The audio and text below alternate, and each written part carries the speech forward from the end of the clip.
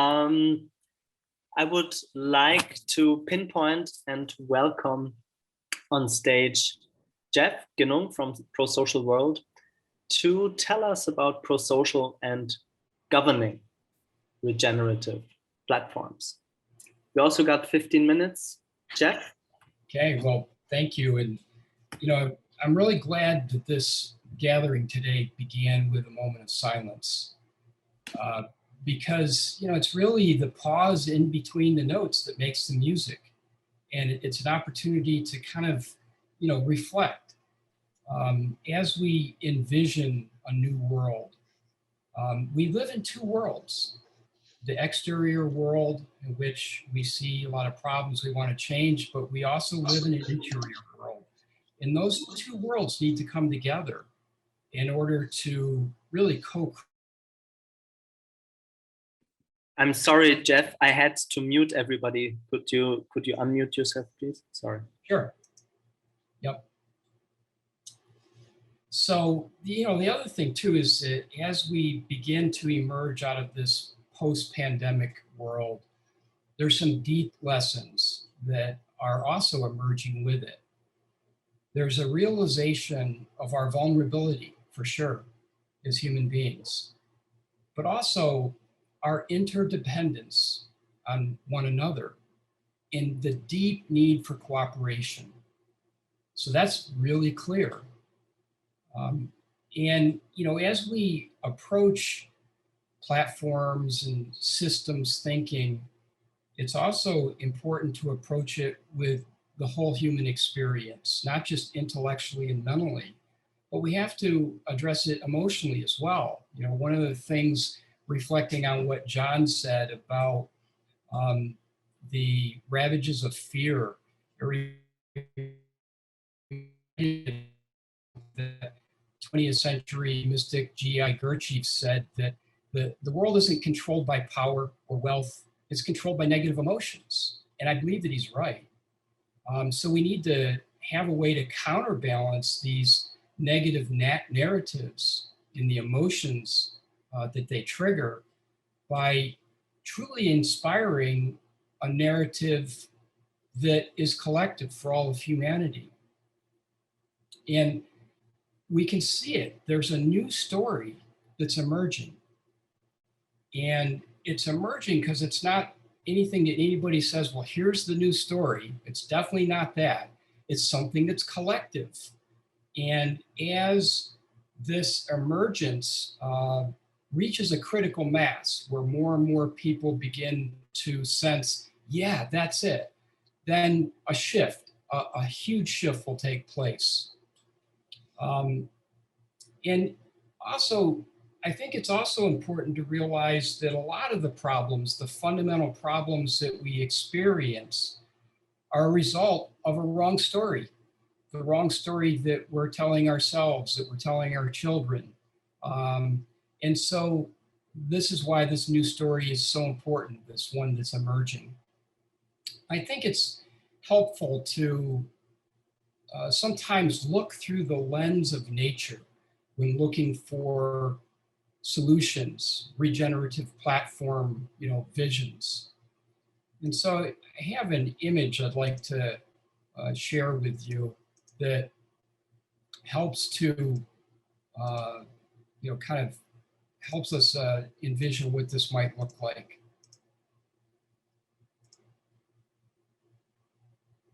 So what you're looking at is an image of a redwood forest in California. And as you take this in, I want to share a little poem with you. It's called Redwood Dharma. Redwood trees have lived on Earth for over 240 million years. Homo sapiens, about 200,000. Despite massive size, old growth redwood root systems are shallow. Trees reach 350 feet tall, yet don't topple, even in the strongest winds. Each one's roots interlace with its neighbor's roots, creating a vast network of support unseen on the surface. They hold on for 1,000, 2,000 years, maybe more, all the time, showing us how to grow up. Laura Grace Weldon.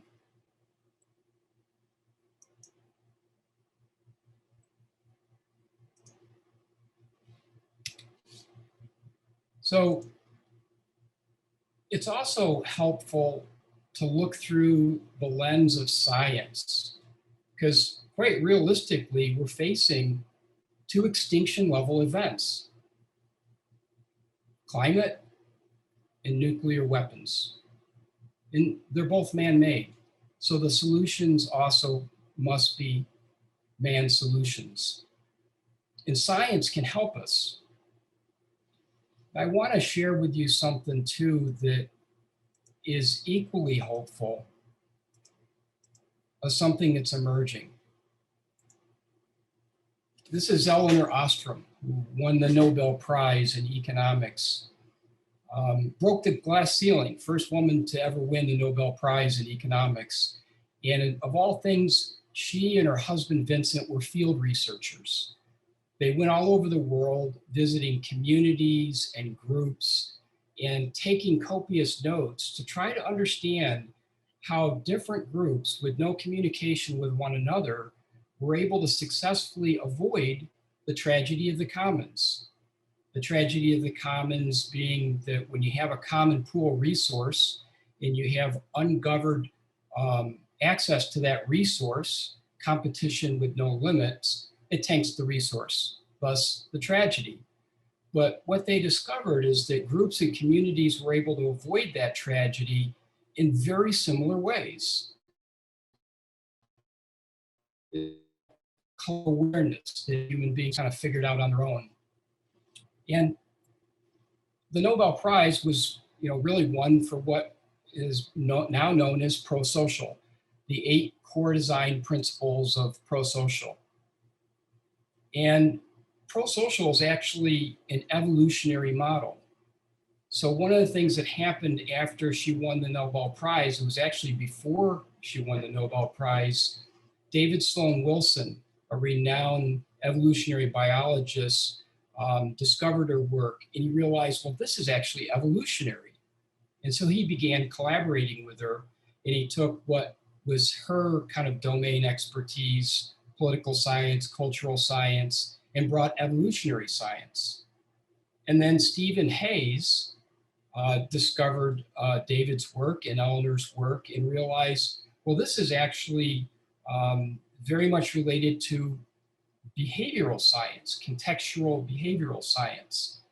Paul Atkins, who's also an organizational psychologist, also realized that this really could be formed into a training so that these core design principles could be shared and with repeatable results where groups can discover how to flourish as a group. Because groups don't get a manual for how to do this together. It's all ad hoc. And so these are the famous 8 core design principles of prosocial. And the first core design principle is actually the most important: shared identity and purpose. Because if there's not alignment on that organizationally, within a small group, large organization, or in our case, collectively, then we just kind of can't get together. But once you have that, the other core design principles fall in place. It all have to be present. And as you look at these, you realize, well, the Nobel Prize in economics, these are all very intuitive. These aren't revolutionary. What's revolutionary about them is how they brought them all together and realized that these are universal principles. All groups have to somehow deal with these. And the thing about it is that it's a framework. It's actually not